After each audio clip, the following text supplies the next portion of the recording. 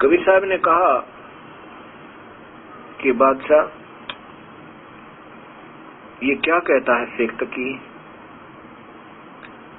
सिकंदर लोधी ने कहा कि ये कहता है कि मैं जब मानूंगा कबीर को कि ये शक्ति युक्त है, अल्लाह है, कि मेरे सामने कोई मुर्दे को जीवित कर दे।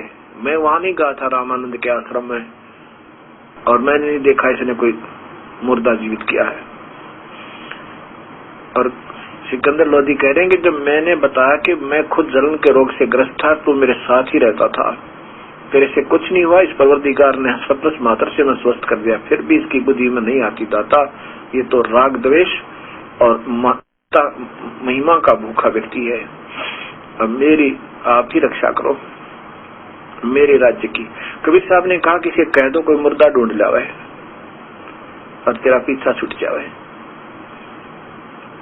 सिकंदर लोधी ने कहा कि जाओ पीर जी कोई मुर्दा ले आओ। पीर जी कहने लगे शेख तकी कि कहां से लाऊं मैं मुर्दा? कभी होगा जो बता दूंगा, जब देखूंगा इसको। इतने में क्या किया मालिक ने, एक 13 वर्षीय बालक की एक लाश शव, 13 वर्षीय बालक का शव उस दरिया में बहता हुआ आ रहा, काफी दूर से दिखाई दिया। और शेख तकी कूदने लग गया, वो आ गया मुर्दा, अब कर देना जिंदा, वो आ गया मुर्दा, अब जान जाऊंगा, ये कई दिन से मरा हुआ है, बहता हुआ आ रहा है। कबीर साहब ने कहा कि पहले आप कोशिश कर लो। उपस्थित सैनिक भी इकट्ठे हो गए और भी दर्शक को आसपास के आ गए। सिकंदर कबीर साहब ने कहा शेख तकी पहले आप कोशिश करो, कहीं बाद में नंबर बनावे। उपस्थित जनों ने भी कहा कि हाँ शेख तकी आप पहले कोशिश करो। शेख तकी फू फू जंतर मंत्र करता रहा, वो आगे चला गया डाउन स्ट्रीम में लगभग 2 फरलांग अर्थात 700 गज, इतना आगे चला गया। तो उसने शेख तकी कहने लगा कि कभी मुर्दे जीवित होते हैं, इसे नहीं होना था ना, तभी तो मुझे लगा दिया, इतना वो जा चुका है कितनी दूर, ये सोचा बला टल गई। कबीर साहब ने कहा कि आप विश्राम पाओ, शांति करो। कबीर साहब ने ऐसे इशारा किया था अपने हाथ से, ऐसे उल्टा, तो वो मुर्दा जो आगे चला गया था सब अपने आप वापस अप स्ट्रीम में जिधर से पानी बहकर जा रहा था विपरीत दिशा को, और कबीर साहब के सामने आके ऐसे जैसे नौका चलती ऐसे आके रुक गया, और नीचे से लहर जा रही है, ऊपर वो सब रुका हुआ है। कबीर साहब ने कहा कि ये जीवात्मा जहाँ भी है और कबीर हुक्म से इसमें प्रवेश कर और बाहर आ जा। उसी समय उस बच्चे का शरीर सारा कांपने लग गया से और बिल्कुल एकदम खड़ा हो गए और चरणों में बाहर आकर दंडवत प्रणाम किया, कबीर परमेश्वर गए। बोलो बंदी छोड़ कबीर साहेब की जय। अब शेख तकी की दमा मृगी, उस पर घड़ों पानी गिर गया और उपस्थित जनों ने बड़ी खुशी मनाई, कहा कमाल कर दिया मालिक, आपने कमाल कर दिया दाता। उस लड़के का नाम कमाल रखा और अपने साथ अपने पुत्र के रूप में उसको रखा। अब ये प्रमाण कबीर समर्थता का है, कबीर साहब की समर्थता का है कि वो मुर्दे जीव की आयु भी बढ़ा सकता है। प्रथम प्रमाण। फिर पहुंच गए का दिल्ली में आ गए। दिल्ली में आके शेख तकी ने तो वो चाल फिर चली कि कहीं इस कबीर की तो और महिमा बनेगी, और ये प्रत्यक्ष प्रमाण लड़का साथ जीवित, सब मान जाएंगे इस बात को, बड़ी बड़ी आत्माओं को, अब सबको यकीन हो जाएगा परमात्मा है।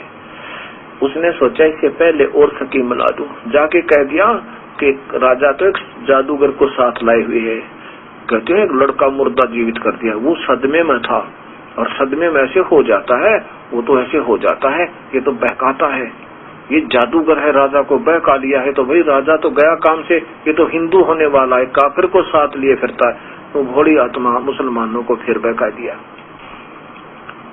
तो सभी मुसलमान कहने लगे पीर जी क्या करें, आप हमें बताओ, जैसे कहोगे हम तैयार हैं आपके साथ। शेख तकी ने कहा भी बात संभाल लो, ना तो बात बिगड़ जाएगी। राजा हिंदू हो गया तो सबको हमने हिंदू बना देगा, ये जबरदस्ती बना देगा, इसका भी इलाज करो। शेख तकी से पूछा उन मुसलमानों ने, बताओ जो कहोगे हम ऐसे आपके साथ तैयार हैं, कि ऐसा करो तुम चलो मेरे साथ काफी संख्या में। राजा से कहेंगे अगर ये सिद्ध परमात्मा तुल्य है और परमात्मा है, अल्लाह है जैसा तू मानता है, तो इससे हमारे सामने कोई मुर्दा जीवित करवा दो। और उस समय कहेंगे, शेख तकी कहता है कि मेरी लड़की जो मृत्यु को प्राप्त हो चुकी है 10, 15, 20 महीने से, कई महीनों से, और कब्र में है, उसको अगर जीवित कर देगा तो कहेंगे हम मान लेंगे। शेख तकी ने सोचा एक तीर में दो शिकार है, लड़की जीवित होगी तो मेरी, हारेगा तो कबीर हारेगा, है ऐसे सोचकर। तो भोली आत्मा मुसलमान कहने लगे ठीक है चलो ऐसे ही कहेंगे। सिकंदर लोधी के पास हजारों की संख्या में मुसलमान एकत्रित होकर आ गए और आगे शेख तकी तुर्रा फर रहा है उसका। शेख तकी अंदर गया और पहरेदारों से कहा कि राजा से कुछ व्यक्ति मिलना चाहते हैं। राजा को संदेशा मिला, पता चला कि हजारों की संख्या में नगर निवासी आए हैं और कोई खास बात है। राजा ने कहा कि 10-5 व्यक्ति मौजूद से अंदर आ जाओ, मेरे से बात करो। शेख तकी भी और दो उसके पढ़ाए हुए मुसलमान वो अंदर चले गए। उन्होंने कहा कि हमने सुना कि आप किसी यानी हिंदू को साथ रखते हो, हिंदू पीर को, और वो आपने हिंदू धर्म स्वीकार करने की चेष्टा हो रही है और वो कोई जादूगर बताया है। हमारे सामने कोई वो ऐसी लीला करे तो हम उसको मान जाएंगे। हम ये चाहते हैं कि अगर वो अल्लाह तुल्य है और कोई शक्ति युक्त संत है तो हम भी देखें, और हम चाहते हैं कि शेख तकी की लड़की को जीवित कर दे तो हम मान जाएंगे। शेख तकी कहता हम सब, मैं भी मान जाऊंगा कि वो भगवान है, अल्लाह है, मेरी लड़की को जीवित कर दे जो कब्र में दबा रखी है काफी दिन से,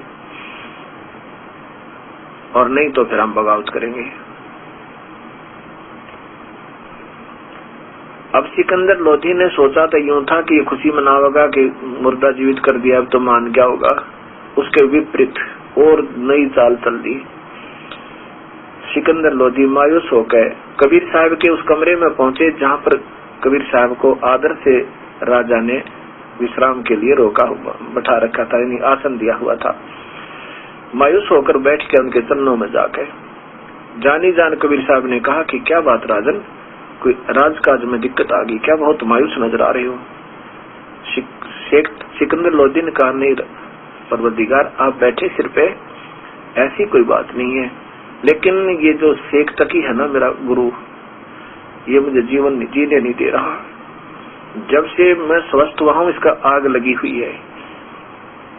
ये तो मुझे दुखी देखकर प्रश्न रहता था, मैं रोता रहता था, इसके गिड़गिड़ाता था, इसको 100 रुपये 50 रुपये रोज देता था। ये कहता मैं जंतर करूंगा, आज रात को मंत्र करूंगा, तब तो ये प्रश्न था।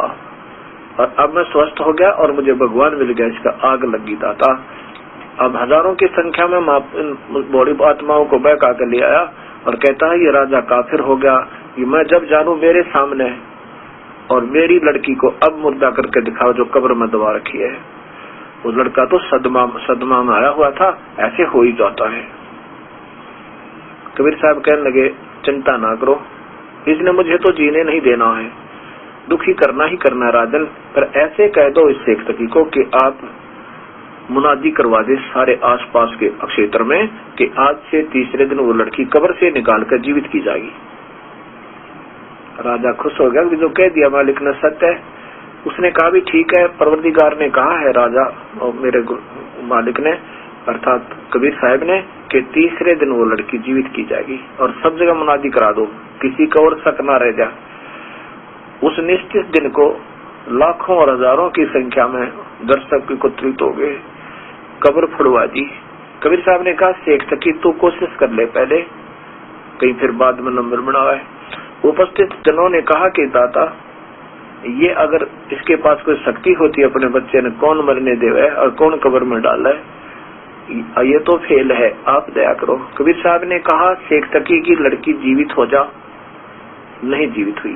फिर कहा शेख तकी की लड़की जीवित हो जा, नहीं हुई। तीसरी बार फिर कहा नहीं हुई, तो शेख तकी ने नाचना शुरू कर दिया, भंगड़ा पा दिया। क्या बात कही, देखा ना ढोंगी का ढोंग पकड़ा गया, कभी मुर्दे जीवित होते हैं और उसके ऊपर कबीर साहब उस बेवकूफ ने नचाना चाहे थे, वो खूब नाच लिया ना, भंगड़ा पा लिया। अपनी पुत्री के जीवित होने न जीवित होने की का गम नहीं, कबीर साहब के हार जाने की खुशी मनावे। अपनी बेटी नहीं जीवित हुई इसका तो गम नहीं होना चाहिए था, दो के वजह इतना हो जाती तो खुशी होती। और उसके विपरीत कबीर साहब हारते दिखे ना, वो खुशी मना रहा, नो नाचर भंगड़ा पावे। कबीर साहब जब वो नाच लिया ना, खूब भंगड़ा पा लिया, जब कबीर साहब ने कहा कि शेख तकी शांत हो जाओ, खड़े हो जाओ, और नौकर का खड़ा बोल क्या बात है। कबीर साहब ने कहा, हे जीवात्मा जहां भी है, कबीर हुक्म से इसमें प्रवेश कर शव में और बाहर आ जा। उसी समय उस लड़की में ऐसे कंपन हुआ और वो लड़की जीवित होगी और चरणों में आकर दंडवत प्रणाम किया। बोलो कबीर साहेब की जय। बंदी छोड़ भगवान कबीर देव की जय। कबीर साहब ने कहा कि बेटी जा अपने पिता के साथ पुत्री, ये तेरे पिताजी शेख तकी हैं। तब उस लड़की ने कहा कि ये मेरा पिता नहीं है, ये तो दुश्मन है समाज का, ये सबको गुमराह करा, भगवान के साथ टक्कर दे रखी तूने, नादान तो काहे का पीर है। पीर वही है जो पर पीर जाने, और इसका और मेरा हिसाब बराबर हो चुका। मेरी आयु इससे आगे नहीं थी, ना मेरा मनुष्य संस्कार था जन्म का।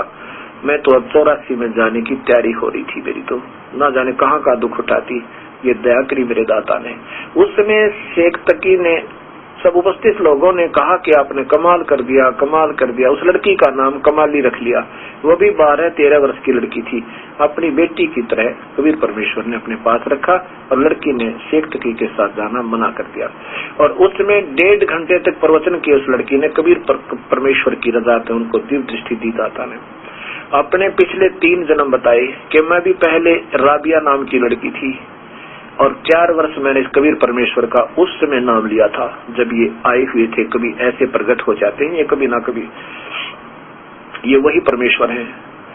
और 4 वर्ष के बाद मैंने वो सत भक्ति त्याग कर अपनी मुसलमान साधना प्रारंभ की थी। और मैंने एक कुतिया को भी अपने बाल पाड़ कर, उसके रस्सी बना कर, कपड़े उतार कर और कुएं से पानी निकाल कर उस कुतिया को प्यास बुझाई थी। उसके लिए मेरे लिए मक्का भी उठकर वहां आ गया था, मैं फिर भी मुक्त नहीं हुई। दूसरी बार मैं बांसुरी नाम की लड़की का जन्म हुआ था मुसलमान धर्म में, और मैं बहुत भगतनी थी, बड़े अच्छे गीत गाया करती, परमात्मा के अच्छे अच्छे राग सुनाया करती थी, और मैंने मक्का में अपनी गर्दन भी चढ़ा दी थी, मेरी फिर भी मुक्ति ना हुई। तीसरा जन्म मेरा एक वैश्या का हुआ था, वैश्या का जन्म भोग कर चौथा जन्म मेरा कमाली का हुआ था। इससे पहले मेरा तो शेख तकी के घर में मेरा जन्म हुआ था। 12 वर्ष की आयु मेरी बकाया थी मनुष्य शरीर की, जो पहले मेरे 4 साल की सत भक्ति के कारण मुझे 3.5 मनुष्य जन्म भी मिल गए थे। लेकिन इस सत भक्ति के बिना जीव का गुजारा नहीं हो सकता। कबीर परमेश्वर हैं, ये पूर्ण ब्रह्म है, सारी सृष्टि के रचनहार हैं, ये अनंत कोटि ब्रह्मांड के मालिक है। बोलो कबीर साहेब की जय। अब थोड़ा सा प्रकरण आपको ये दूंगा कि ये राबिया कौन थी, जो फिर बाद में कमाली बनी, और मर्द कमाली को कबीर परमेश्वर ने जीवित किया। ये राबिया मुसलमान धर्म के अंदर इस प्यारी पुत्री का आत्मा का जन्म था। पिछले जन्म जन्मांतर के ये शास्त्र अनुकूल साधक जो पहले वेदों के अनुसार सभी साधना किया करते थे, उस समय ना हिंदू था, ना मुसलमान, सिख, ना ईसाई। हमारे पूर्वज एक थे, हम एक पिता की संतान हैं। अब कलयुग में काल ने हमारे साथ ये चाल चाली है कि कहीं अब ये पार ना हो जाए, क्योंकि कलयुग में यहाँ से निकलने का, काल के जाल से छूटने का बैन उठा हुआ है।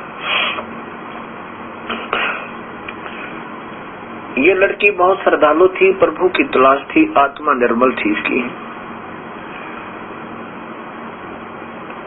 एक दिन कबीर परमेश्वर ये अपनी प्यारी आत्माओं के लिए ना जाने कब प्रकट हो जाएं, और यही परमेश्वर आकर के अपनी सच्ची लगन वाली पुण्य आत्माओं को अपने चरणों में लेकर के सत भक्ति करवाते हैं। इस राबिया नाम की लड़की को जब ये अनमैरिड थी, कंवारी थी, ये दयालु परमेश्वर आए और कहा, बेटी क्या नाम है तेरा? इसने बताया, मेरा नाम राबी है। कबीर साहब ने कहा बेटी भक्ति भगवान की करनी चाहिए। अल्लाह का भजन यदि हम नहीं करेंगे तो हमें बहुत दुख उठाना होगा, 84 लाख दुनिया भोगनी होगी। तो लड़की ने पहले तो काफी चर्चा की कि हमारे मजहब में कहते हैं कि मनुष्य जीवन है इसके समाप्त होने के बाद अन्य दुनिया नहीं होती और हम कब्र में दबा देते हैं और फिर कभी कयामत आवेगी तब ये जीवित होंगे, सब जीवित हो जाओगे। कबीर साहब ने कहा बेटी वैसे तो ठीक है जैसे ही आपने सुन रखा है आप तो उस पर आधारित हो, पर आधारित जब तक हो जब तक आपको सही ज्ञान नहीं होता। मान लीजिए ये कब्र में जितने भी आपके पूर्वज हैं ठीक है इनके शरीर है और ये आज सारे ही जीवित हो जाएं, चलो कयामत अब ला दूं 1 मिनट में मैं कबीर साहब, क्योंकि कयामत भी कबीर साहब ही ला सकते हैं।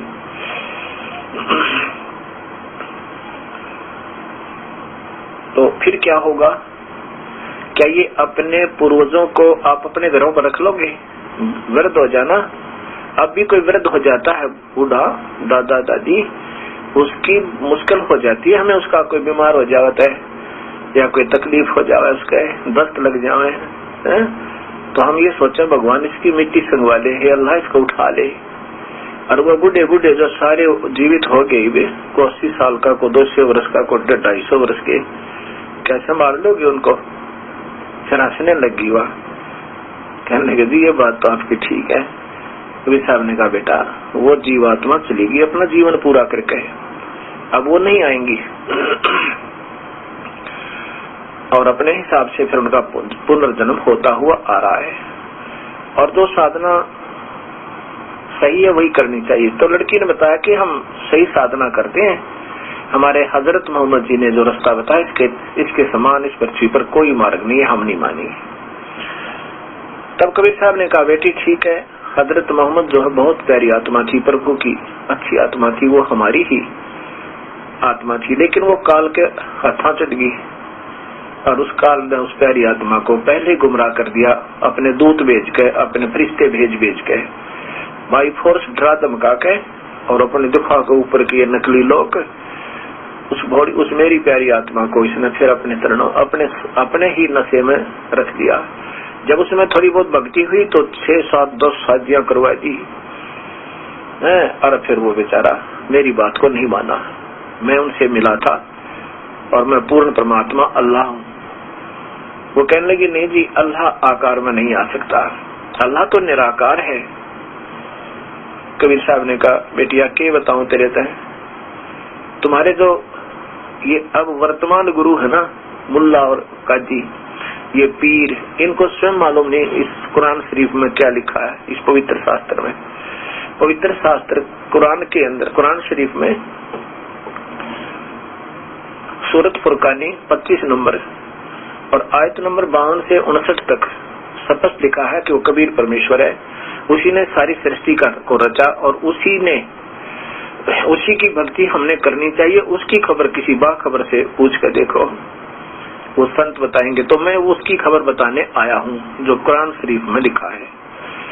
और जिसको हजरत मोहम्मद अल्लाह मानते थे वो स्वयं कह रहे हैं कि उस संत को ढूंढो जो इसकी सही खबर जानता हो, और वो अल्लाह कबीर है जिसने 6 दिन में सृष्टि रची और 7वें दिन तख्त पर जा विराजा। पवित्र बाइबल में प्रथम बार ही लिखा है उत्पत्ति में, उत्पत्ति ग्रंथ के अंदर कि वो परमात्मा ने 6 दिन में सृष्टि रची और 7वें दिन तख्त पर जा विराजा। वो कौन है? वो कबीर है। और उस परमात्मा ने 6ठे दिन के सृष्टि रचना में लिखा है कि परमेश्वर ने मनुष्य को अपने ही तुल्य बनाया, अपना ही रूप बनाया, अपना ही स्वरूप बनाया। इससे सिद्ध होता है कि परमात्मा आकार है, वो निराकार है ही नहीं। निराकार तो उसकी शक्ति है, उसने अपनी सत्ता से सबको रोका हुआ, सबको अपनी ही शक्ति से सबको चलायमान किया हुआ है।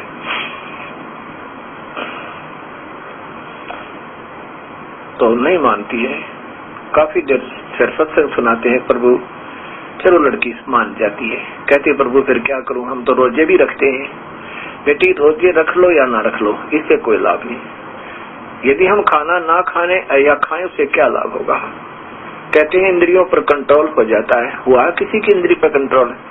6 शादी करें, नरे बच्चे पैदा करें, कौन सी इंद्री पर कंट्रोल हुआ? मांस खावे, ये तो कंट्रोल नाम से होगा, प्रभु भक्ति से होगा, सत भक्ति से होगा और संतों के ज्ञान से, पूर्ण ज्ञान से होगा। फिर ये जहर दिखाई देगा, अपने आप इंसान से दूर हो जाएगा।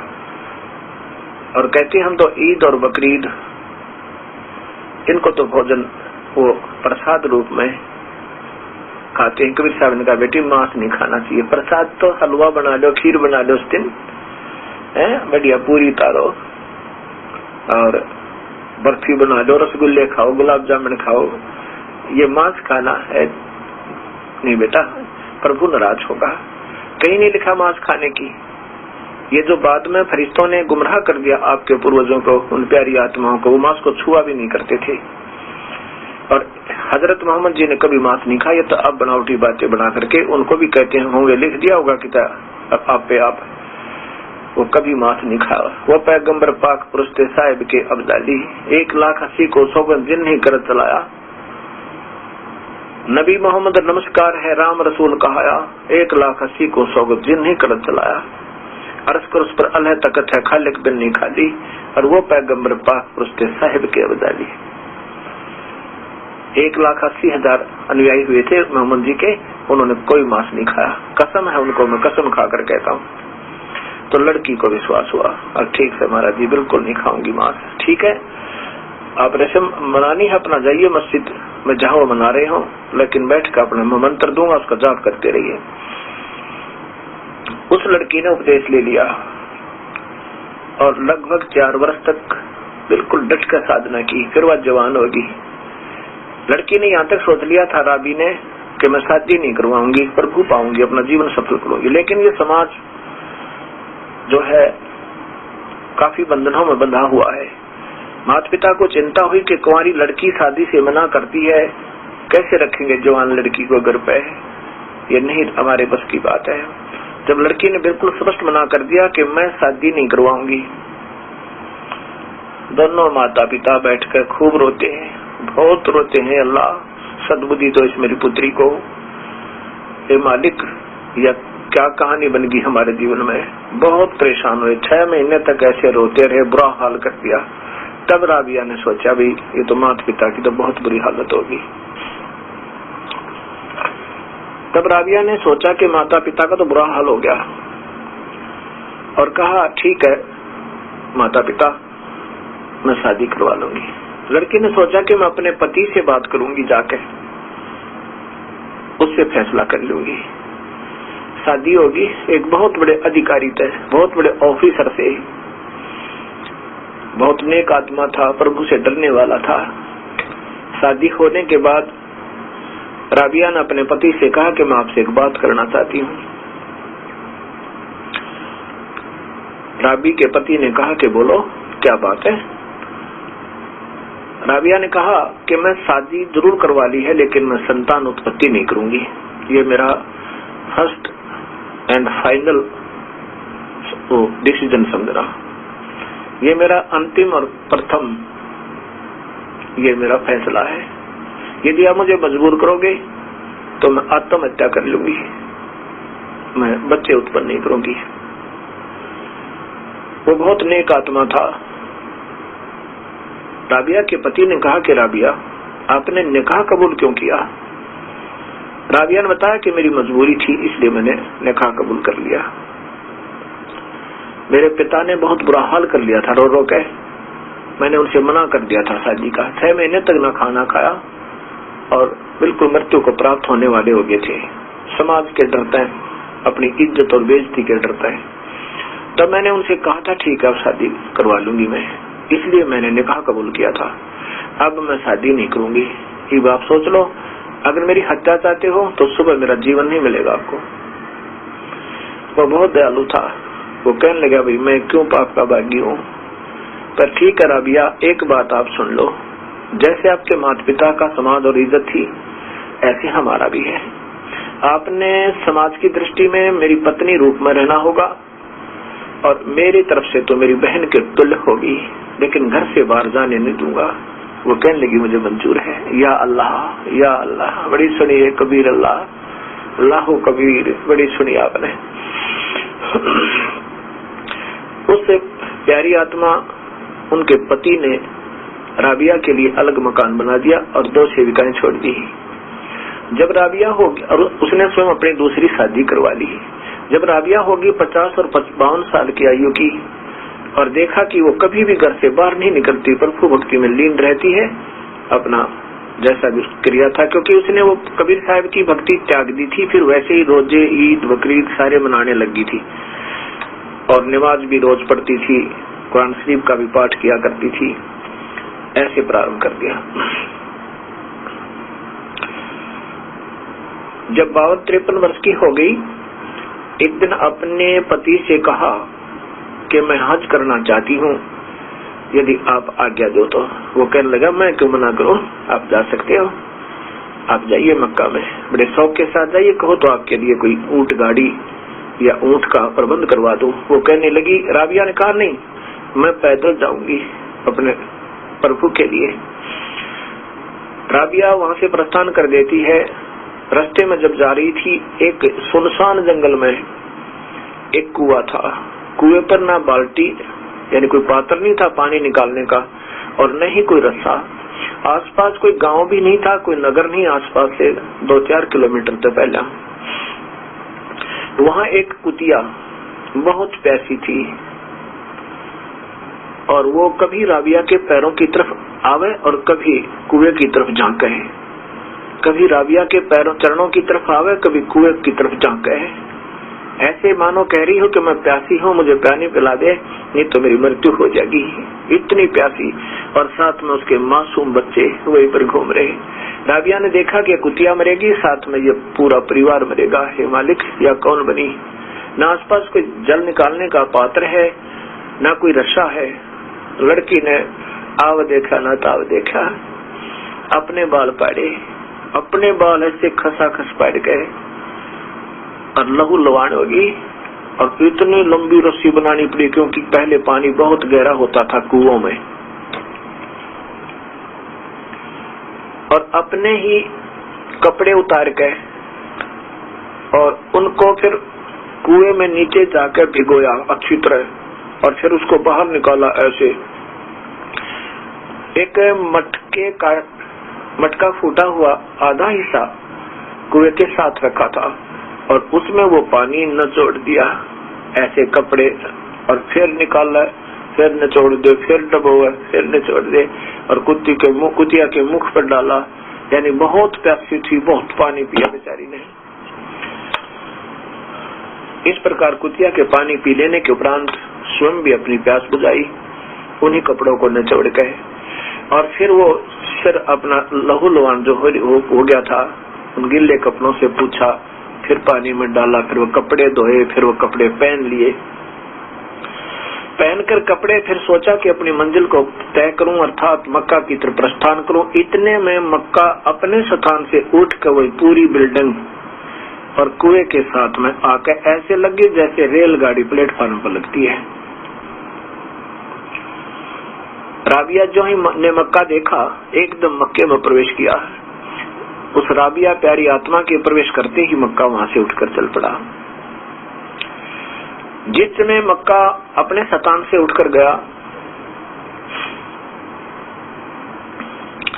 वहां बड़े अचरज की बात होगी कि मक्का कहाँ गया, वो मक्का कहाँ गया, सब जगह चर्चा का विषय बन गया। कुछ देर में देखा कि मक्का जहाज की तरह आ रहा है और अपने स्थान पर आकर टिक जाता है। उसमें देखा कि उसमें एक लड़की निकले जिसका नाम राबी था। फिर उसने सारी कहानी बताई, क्या बात हुई, कैसे मक्का को लेने चला गया। कहते 3 मंजिल 12 कोस की एक मंजिल लगभग होती है 20 मील, अर्थात 60 मील और 3 मंजिल 24 किलोमीटर, 12 या 36 कोस, 12 कोस 20 मील लगभग एक मंजिल होती है। 3 मंजिल से मक्का राबिया को लेकर आया। तब राबिया ने बताया कि ऐसे मैंने तो कोई ऐसी बात नहीं की, कुतिया प्यासी थी, उसको अपने बाल पाड़ के जल पिलाया था, कुएं से निकाल के रस्सी बांट के। राबिया की महिमा सारे मुस्लिम कंट्री में बहुत फैल गई। और कहा कि भक्ति हो तो राबी जैसी, भक्ति हो तो राबी जैसी। अब विचार करना भक्तात्मा, इसका रिजल्ट क्या होगा, क्योंकि इस प्यारी आत्मा ने 4 वर्ष सत भक्ति की थी, उसका ही प्रतिफल प्रभु दे रहा था। और वो सोच रहे थे तू जो रोजे रखती है, तू नमाज पढ़ती है, जो तू क्रिया कर रही है मुसलमान धर्म अनुसार, ये तेरे को बेनिफिट दे रहे नहीं, ये तो कुछ और कारण होता है। अब सब समझ में आ जाएगा, धीरे धीरे आप श्रवण करते रहना परिभाषा प्रभु की। उसके बाद राबिया की मृत्यु हो गई कुछ समय, अपना समय पूरा करके। दूसरा जन्म राबी का एक बंसुरी नाम की फिर लड़की का होता है। इतनी धार्मिकता में इतनी लीन वो लड़की, बहुत बढ़िया गाने प्रभु के गावे, प्रसिद्ध होगी। और साथ में सतुति का ईश्वर की हृदय से बिल्कुल सारी जीवन। उसने सुना था कि जो मक्का में प्राण त्याग देता है वो सीधा विष्ट जाता है स्वर्ग। ये स्वर्ग से आगे कोई नहीं जानता, ना हिंदू, ना सिख, ना मुसलमान, ना ईसाई। सिख क्योंकि कबीर परमेश्वर मिले थे नानक जी को, तो गुरु नानक देव जी को कबीर साहब ने सचखंड दिखाया था। वो सचखंड सिख कहते हैं सचखंड, लेकिन वो कैसे प्राप्त होता है, कैसा है, कहाँ है, ये कोई उनको ज्ञान नहीं विचारों को। तो इस प्रकार विष्ट तक ही ये मुसलमान स्वर्ग तक ही सीमित है। और संतों ने विष्ट यानी स्वर्ग को सबसे घटिया स्थल बताया है। उस लड़की ने ये सोचा था कि मक्का में प्राण जब निकल जाए प्रभु तो स्वर्ग मिल जावे। तो उस लड़की ने ये सोचकर जब हज करने गई, मक्का में जब पहुंची, वहां जाकर के अपना या गर्दन काट दी, शीश चढ़ा दिया। उसके बाद क्या होता है, नेक्स्ट जन्म, अगला जन्म उस लड़की का एक वैश्या का होता है। लड़की होती है और कोई दुष्कर्म के कारण, पिछले संस्कार के कारण वो वैश्या बन जाती है, गणिका बन जाती है। उस दुष्कर्म को भोग कर, पूरे जीवन को भोग कर वो फिर प्राण त्याग जाती है। और चौथा जन्म जो है 12 वर्ष का बकाया था मनुष्य शरीर का। ऐसे लगातार सद्भक्ति के कारण 5, 4, 10, 20, 100 जन्म भी हो जाए, लेकिन अगर सद्भक्ति फिर नहीं मिली तो वो 100 के 100 भी व्यर्थ और 84 में चौकस। अब तीसरा जन्म उस लड़की का शेख तकी, जो सिकंदर लोधी दिल्ली के बादशाह के धार्मिक गुरु अर्थात पीर थे, उनके घर पर कन्या के रूप में हुआ। और 12 वर्ष का पूरा शरीर करके अपना वो मृत्यु को प्राप्त हुई, कब्र में दबा दिया गया था।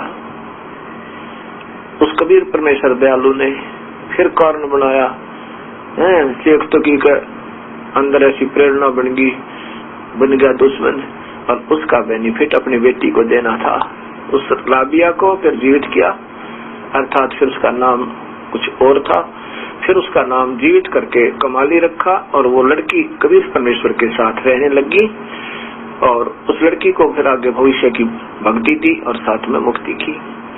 गरीबदास जी कहते हैं कबीर साहब अपने प्यारी आत्माओं के साथ ऐसे रहता है, जो बच्चा गौ की नजर में यो साईं ने संते, भक्तों के पीछे फिरे यो भक्त वचल भगवंते।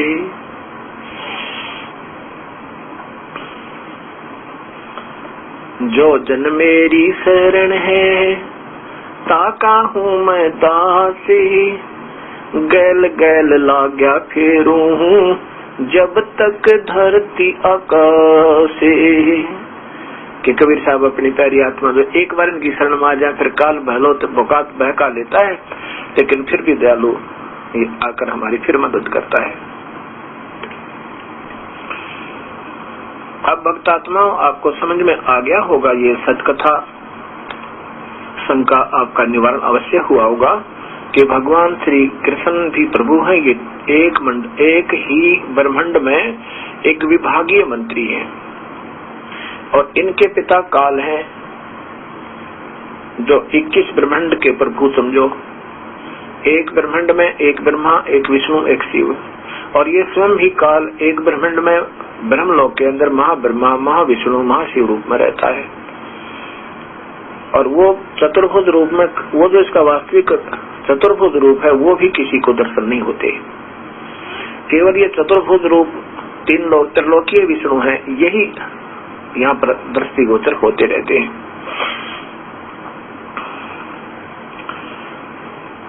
अब कबीर परमेश्वर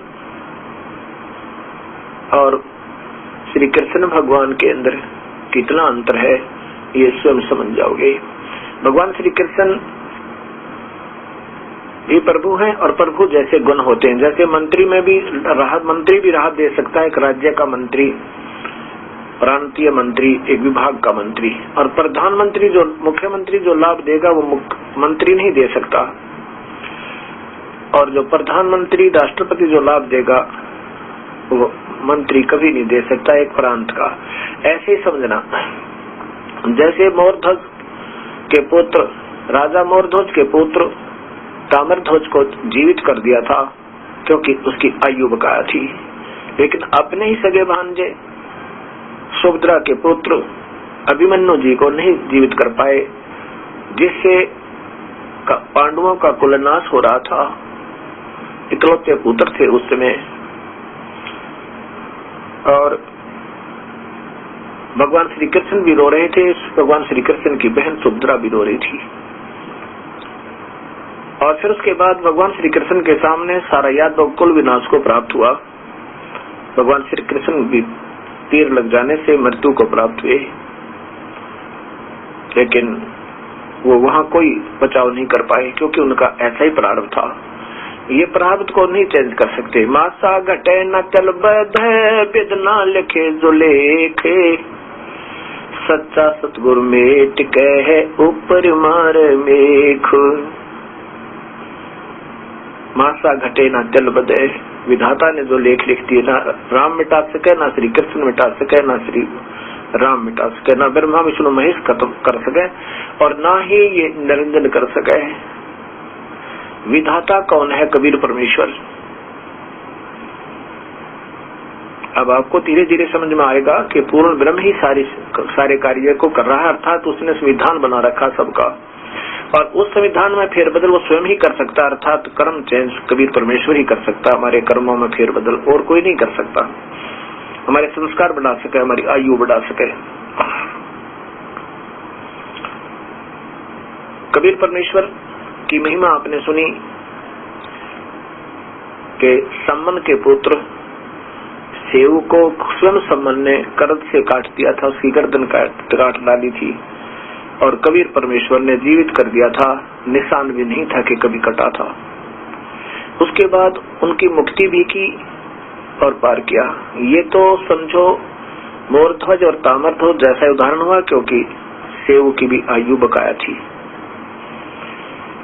उसके बाद गाय को और गाय के बच्चों को दोनों को जीवित किया, उनकी भी आयु बकाया थी। उसके बाद सिकंदर लोधी के जलन का रोग ठीक किया, जो भी किसी साधना से नहीं हुआ। रामानंद की गर्दन सिकंदर लोधी ने काट डाली थी, कबीर साहब ने तुरंत जीवित कर दिए थे, उनकी भी आयु बकाया थी। वैसे मैं यहाँ कहूंगा कि उनकी आयु बकाया नहीं थी रामानंद जी की, क्योंकि कबीर साहब ने अपनी शक्ति से उनको और उम्र बख्शी थी पहले ही, उस समय नहीं, पहले ही उनकी आयु बढ़ा रखी थी। क्योंकि जब कबीर साहब 5 वर्ष के थे, रामानंद जी 104 वर्ष के थे, और जब सिकंदर लोधी से वार्ता हुई तब रामानंद जी लगभग 120 वर्ष से ज्यादा आयु हो चुकी थी। तो ये बाकी की आयु जो है कबीर साहब ने उनकी बढ़ाई थी, और ये महात्मा लगभग 150 वर्ष बताते हैं रामानंद जी जीवित रहे, कबीर साहब की रजा है। और उसी दौरान सिकंदर लोधी ने उनकी गर्दन काट दी थी, खत्म कर दिया था, 2 टुकड़े हो गए थे बॉडी के, शरीर के, तो कबीर साहब ने वो जीवित कर दिया था। ये भी मान लीजिए कि उनकी आयु बकाया थी, ऐसा ही सोचकर चलिए। आगे फिर वापस आ रहे थे जब कमाल नाम का एक लड़का, वो तो मृत वहां से डाल दिया गया था दरिया में, 2-3 दिन से वो बहती हुई लाश चली आ रही थी, वो सब चला आ रहा था, तो कबीर साहब ने वो जीवित किया, उसके संस्कार बकाया नहीं थे। उसके बाद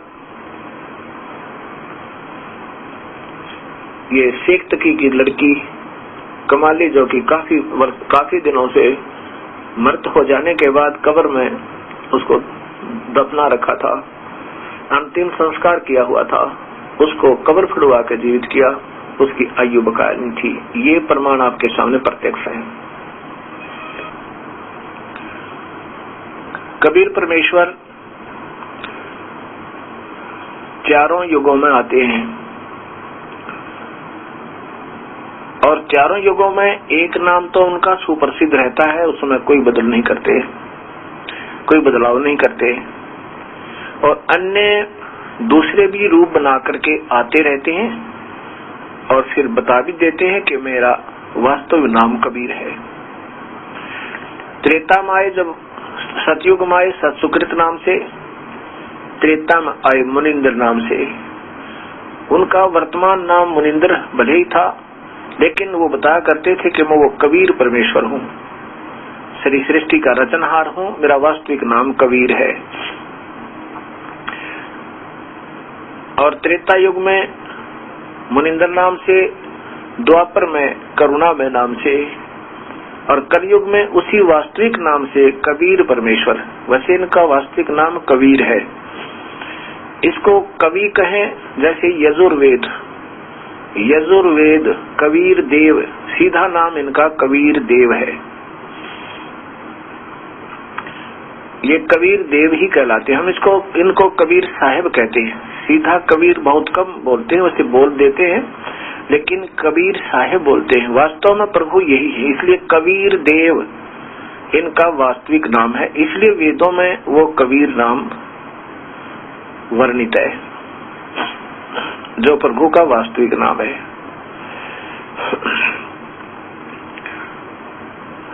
जब त्रेता युग में ये प्रभु आए थे अपनी प्यारी आत्माओं को अपना सत्य संदेश पहुंचाने के लिए,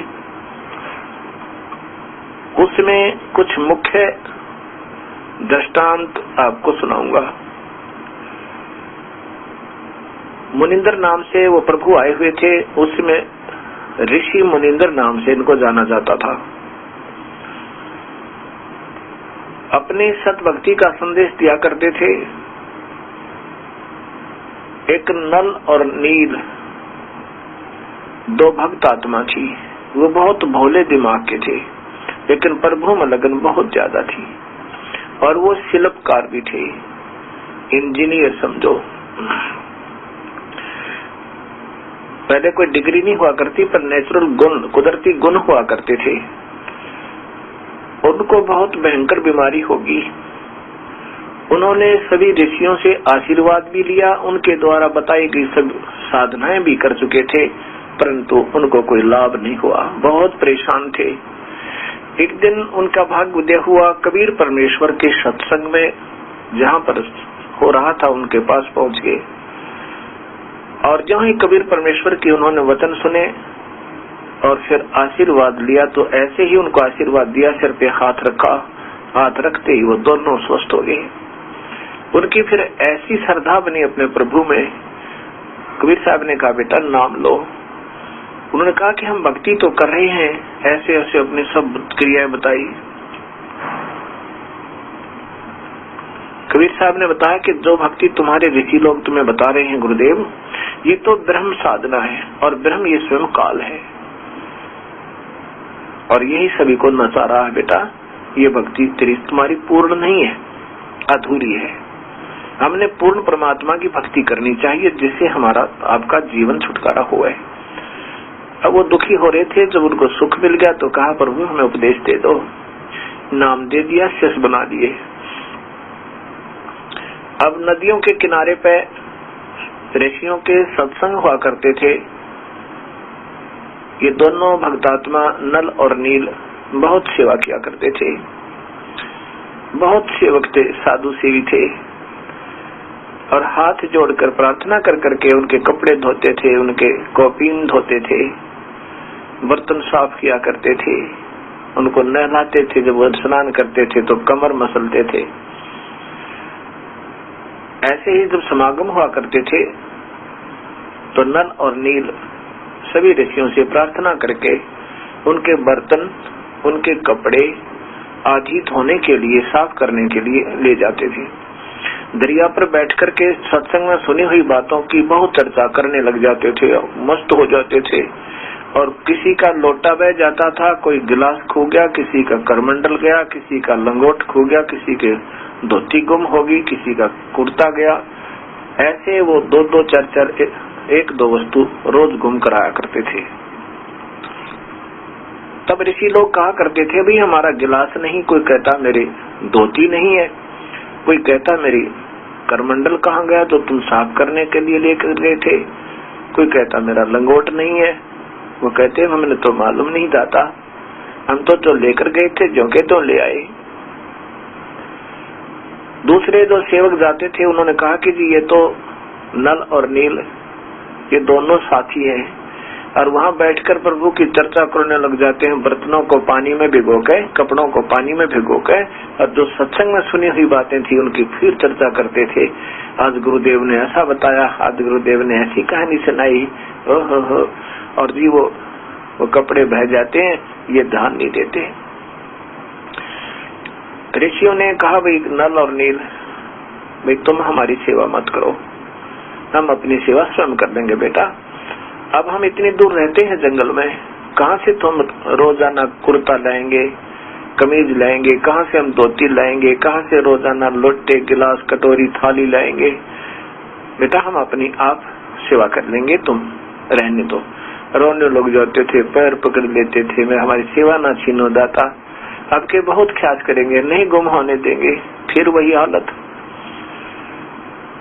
उन ऋषियों ने सोचा कि इन बच्चों को मना करते हैं तो इनकी आत्मा दुख पावे, ये रोते हैं, हमें पाप लगेगा अगर सेवा छीनेंगे तो। इनके गुरुदेव से प्रार्थना करते हैं, वे कोई समाधान निकालेंगे। ऋषि मुनिंदर जी से कहा कि आपके ये दो सेवक बहुत ही श्रद्धालु हैं, कोई शक नहीं, बड़ी लगाव है प्रभु में, पर हमारे लिए तो ये सिरदर्द बन गए।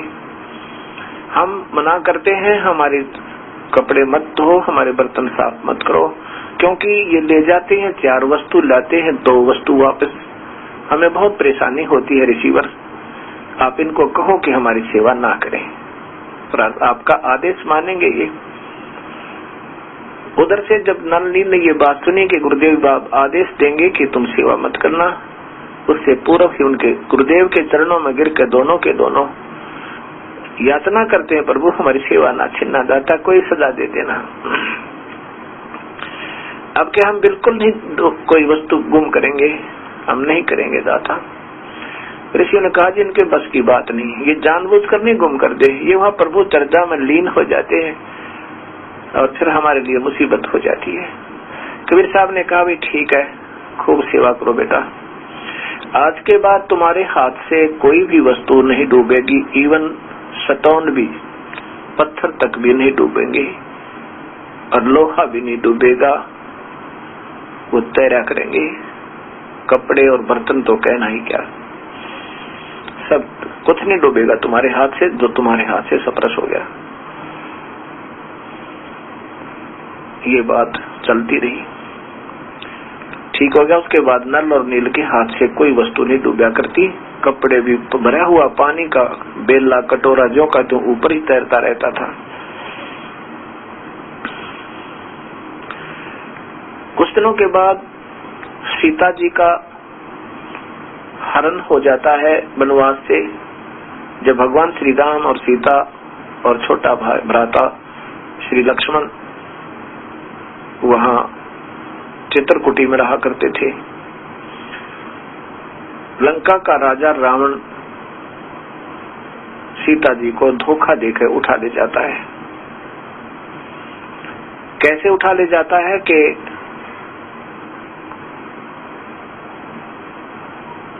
रावण का मामा मारिच एक श्रवण मृग सोने का हिरण बनकर गया। वहां सीता ने एक बगीची लगा रखी थी, बाड़ी बो रखी थी, उसको तोड़ने लगा और बहुत सुंदर सोने का हिरण बहुत सुंदर लगे। सीता ने श्री राम से कहा कि ये हिरण मुझे लाकर दे दो। श्री राम ने कहा कि क्या करोगे हिरण का, कि नहीं, अगर हिरण नहीं लाओगे तो मैं जीवित नहीं रहूंगी। अब देखो इतनी जिद की उसने। श्री राम ने सोचा, वो कहने लगी मृत्यु चाहे मृत में लो चाहे जीवित ला कर दो मुझे। श्री राम जब उस हिरण के पीछे चलने लगे तो लक्ष्मण को आदेश देकर गए कि मुझे देर भी हो जाए चिंतित मत होना, और प्रथम तो तुम मेरी खोज के लिए आना मत, और आए तो यहाँ सुरक्षा करके आना, जंगल का काम है। ठीक है, आपका जो आदेश। अब जो हिरण था बहुत दूर भाग गया। श्री राम उनके पीछे पीछे बहुत दूर निकल गए। आगे जाकर के वो अंतर ध्यान हो गया और आकाशवाणी हुई, भाई लक्ष्मण मैं मर गया, भाई लक्ष्मण मैं खा लिया, मुझे बचाओ। सीता ने कहा कि तेरे भाई पर आपत्ति है लक्ष्मण, तू जा। उसको किसी हिंसक पशु ने हानि पहुंचाई है, वो रो रहे हैं, बिलख रहे हैं, उनकी आवाज आत्मा रो रही है, पुकार रही है, तू जल्दी जा। लक्ष्मण ने कहा कि मैं नहीं जाऊंगा, मेरे भाई का आदेश है कि यही रहना। सीता कहती है कि सीता जी ने कहा कि तेरे मन में खोट है, तू चाहता है कि तेरे भैया की मृत्यु हो जाए और तू मेरे साथ तो मुझे रखना चाहता है। यहाँ तक जब शब्द कह दिया तब लक्ष्मण बहुत आंखों में आंसू भर गए और कहने लगा, ठीक है माँ, आज तक जिंदगी में ये भाव नहीं हुआ था और ना ही होगा, क्योंकि बड़ी भाभी को माँ के तुल देखा करते थे। मैं जा रहा हूँ भैया की तलाश में, पर एक काम करना, ये चारों तरफ से श्री राम के आदेश से मैंने एक लाइन खींच दी है, रेखा, इससे बाहर मत जाना, इसके अंदर कोई नहीं आ सकता।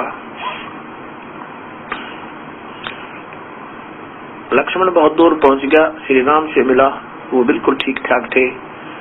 श्री राम ने कहा कि तूने आना नहीं था लक्ष्मण। तब सारी कथा बताई कि भाभी ने, सीता जी ने बहुत मजबूर कर दिया मुझे, बहुत अपशब्द कह दिए, मैं रुक नहीं सका वहां पे। वापस आ रहे हैं, उधर से रावण, लंकापति रावण अपनी बहन शूर्पणखा का बदला लेने के लिए, कहते हैं रावण की बहन शूर्पणखा लक्ष्मण से शादी करना चाहती थी, उसके स्वरूप ने देखकर आसक्त हो गई थी। लक्ष्मण ने बहुत मना किया था, उसने बहुत जिद कर दी, हद से ज्यादा बढ़ गई, और बहुत मना करने पर भी वो नहीं मानी तो लक्ष्मण ने उनकी नाक काट दी।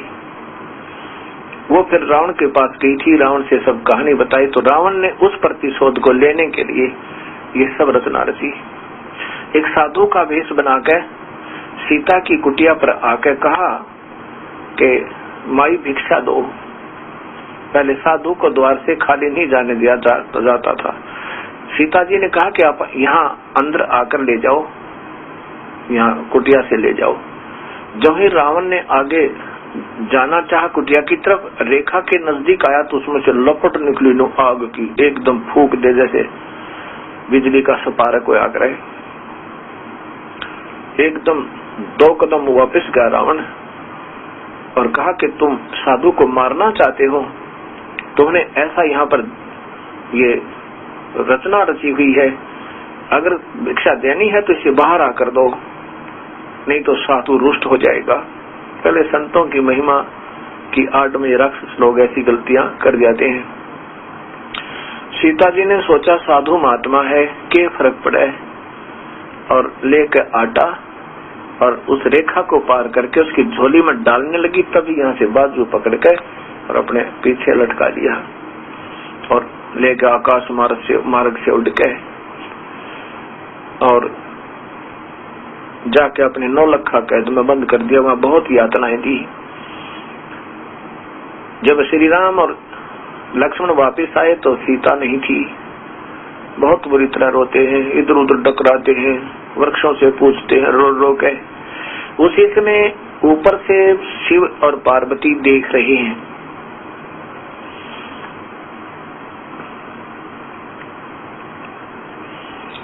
शिव और पार्वती देख रहे हैं और भगवान शिव श्री राम को ऐसे प्रणाम कर रहे हैं ऊपर से ही।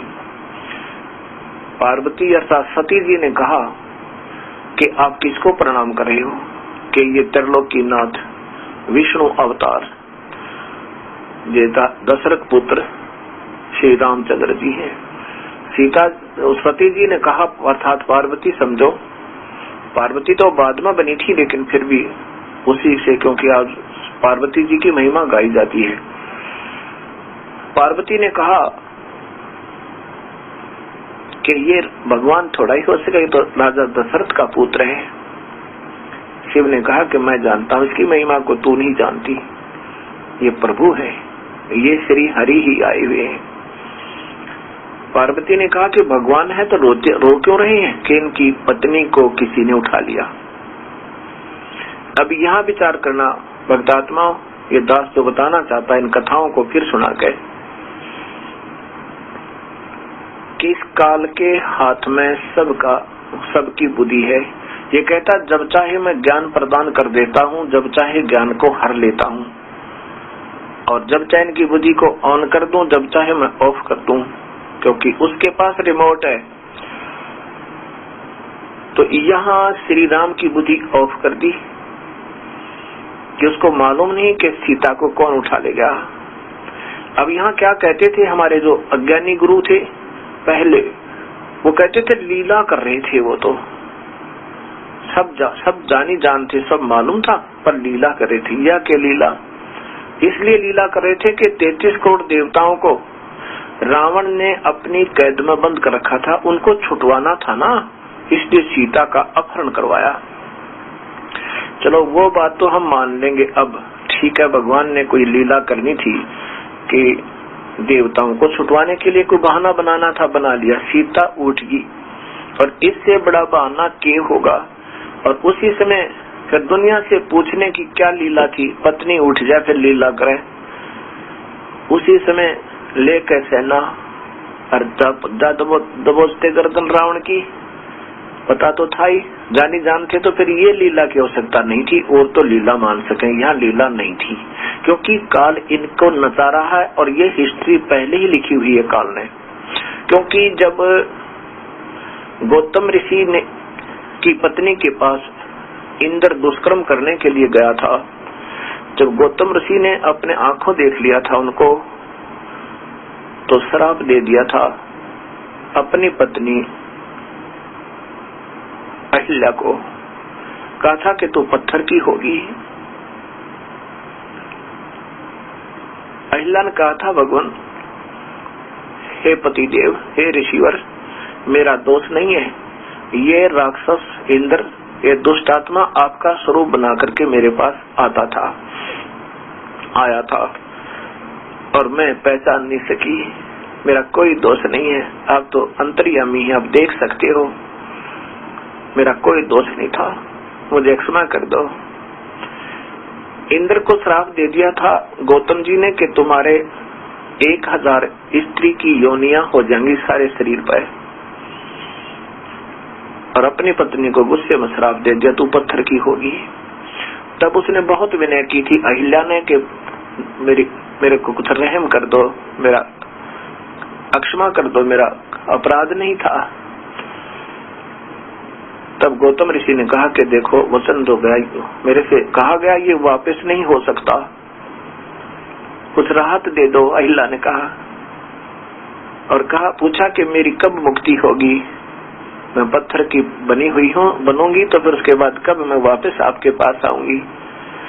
गौतम ऋषि ने कहा कि त्रेता युग में विष्णु भगवान स्वयं श्री रामचंद्र पुत्र श्री दशरथ बनकर जाएंगे अयोध्या में, उनको वनवास होगा और वहाँ सीता की तलाश में होंगे। उस समय तेरे ऊपर वो खड़ाऊ झाड़ेंगे और उन खड़ाओं के झाड़ते ही उनकी रज चरण रज से तो फिर देवांगना बनकर मेरे पास आएगी।